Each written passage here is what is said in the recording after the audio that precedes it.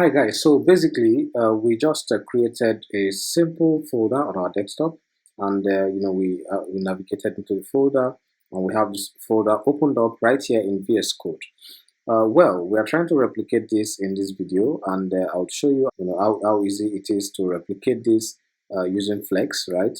So basically, we're going to create a blank page. We're going to have this using H1 or H2. It doesn't matter.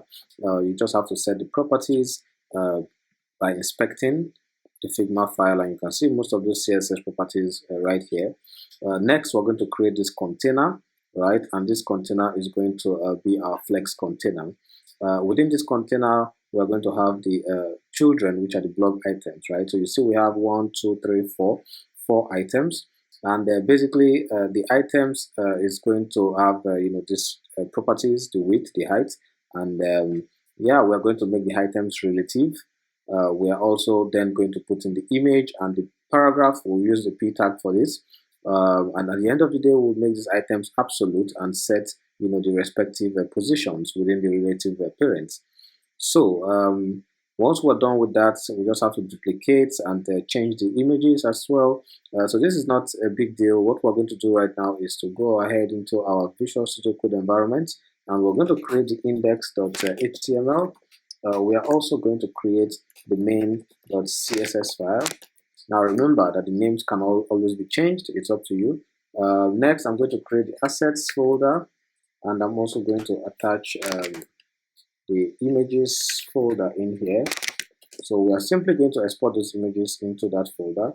Let us do that right now. I have 1, 2, 3, 4 selected. I'm going to click on design, and I'm going to export. I'm simply going to export into that specific folder, basically by going down to the desktop, locating that folder, which is a simple blog, assets, image, and I'm going to put these files in here. So if we check now, we have image 1 to image 4. Very good. Okay, so next I'm going to open this up because I want to open up this index.html within our browser. So I'm simply going to drop it in here. So now we have this file opened up in the browser. The next thing I'm going to do is to add the H1 text. First, within the index.html file, we're going to bring in our boilerplate right here, and we're going to call this simple blog layout using Flexbox. Okay, so Flexbox. All right, so next we're going to bring in our section, and I'm going to use this section, to basically set the margin, right? So basically to set the margin, I'll show you how I'll do that. Next, I'm going to bring in the H1 with this text. So I'm going to copy and paste. Always remember that you can find this text on the inspect section right here in the content, right? So I'm going to create a div. I'm going to create a div still within the section, and I'm going to call this container. So this is going to be our flex container, right? And yeah, so next I'm going to have a different div which will carry the blog item. Okay, so now this is great. Within the blog item, this is the blog item. We're going to set the properties for the blog item. We need the image and the paragraph. So basically, img, let's set, yeah, let's just put this in here. So I'm going to say assets, images. So let's try image 1. And I would say alt, which is alternative text, and I would say image 1. All right, so now we have our image 1, and then we also have the paragraphs. Let's pick up this paragraph straight up from here and paste this in here. Great. So now we have the HTML structure, set up. The next thing I would want us to do is to put in some of the styles. So, all right. So for the style, I'm basically going to first put in our font. So all you have to do is go down to Google Font, and we're going to bring in the font type we're using on our design, which is basically Inter, right? So we're using Inter, and you can see that from here. Yeah. So let's go down to fonts. We're going to search for Inter. Okay, select the fonts. All right, so we're going to select all these options. Okay, so let us import back in our code. Great, and finally, we're also going to have our universal selector with the font family Inter. Great. All right, so next we're going to bring in our section. Now the section is basically having a width of 80% and the margin of 0 auto. This would align this properly to the center. The next thing next step I'm going to have here is our H1, and of course, you can always get the properties of H1, right here. Okay. All right. Now let's preview to see what we have so far. Good. Now we have the my simple blog.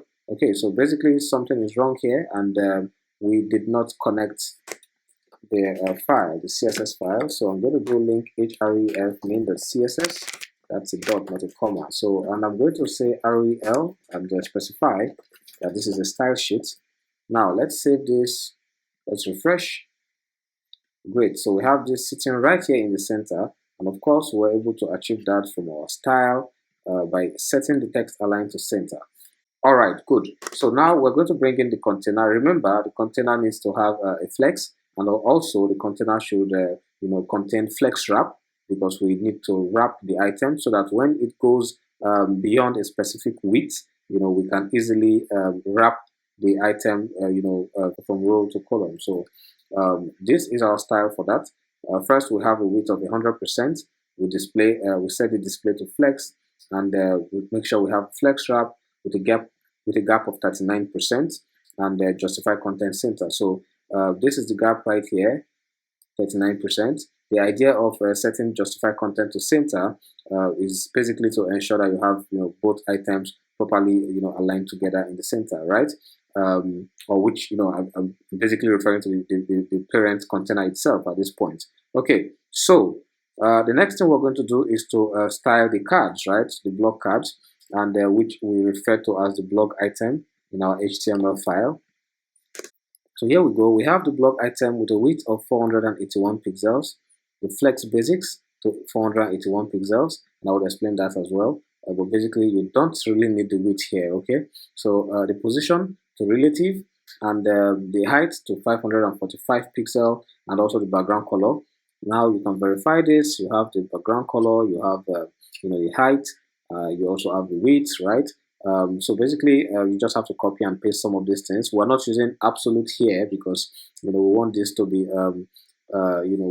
adjustable, and at the same time, the parent item, which is of course this item, which has these children. So the parent item is relative, and we want this item to be relative to the parents, right? So that when we make this absolute, it doesn't go outside the boundary of the parents. So now that we have the blog item, next we're going to bring in the image. Okay, so for the image, we have the position of absolute, and we have a width of 100%. We have the object fit of cover, because we don't want our images to be stretched. We have the top and left of 0 pixels, because we are making this absolute, right? And then we have the height of the image to 294 pixels, which is basically same height we have here, as you can see. Okay, all right, and finally we have the paragraph. So let's go ahead and bring in the style for our paragraph. So basically, our paragraph, we have a margin set of 31 pixel for the left and right side of our paragraph, and we're doing this because we don't want to use the positions like the left and right to set these stuff. So of course, that would work as well. There are so many ways to do that, and we prefer to work with the margin.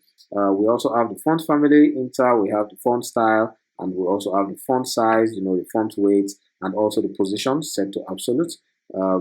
Now we are setting bottom to 70 because we basically want to ensure that our font, our text, starts from here with this spacing. Of course, when you have more text, there are always different ways to adjust this. If you decide to use the direct pattern where you put in the image, you put in the text, and you set a margin, the problem becomes when you have more text coming in here, or probably when you have lesser text. You don't want to have a problem with the positions.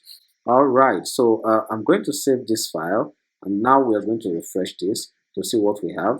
So basically, you can see we're able to create a simple card, just with the simple set of HTML and CSS blocks that we have. The next thing I'm going to do is simply duplicate the content right here. So we have 4 blocks, and we're going to change the images. This will be image 2, this will be image 3, and finally this will be image 4. So now when we save this and we refresh, these items are automatically arranged because we set the wrap to ensure that it automatically adjusts itself once it cannot fit in the size of 481 pixel into the next line, so it's automatically adjusted to the next the line beneath. All right, so this is basically what we have, and you can see how simple we were able to implement this using Flex. In the next class, we're going to implement this using Grid. So stay put and have fun. Quick one, go ahead and implement the mobile view by simply using the Flex direction. Of course, this is responsive by default, but I would love to see what you do. So go ahead and implement this. Like and subscribe. This will definitely help our content reach more audience. So yeah, also share with friends, and do have a great day. Bye.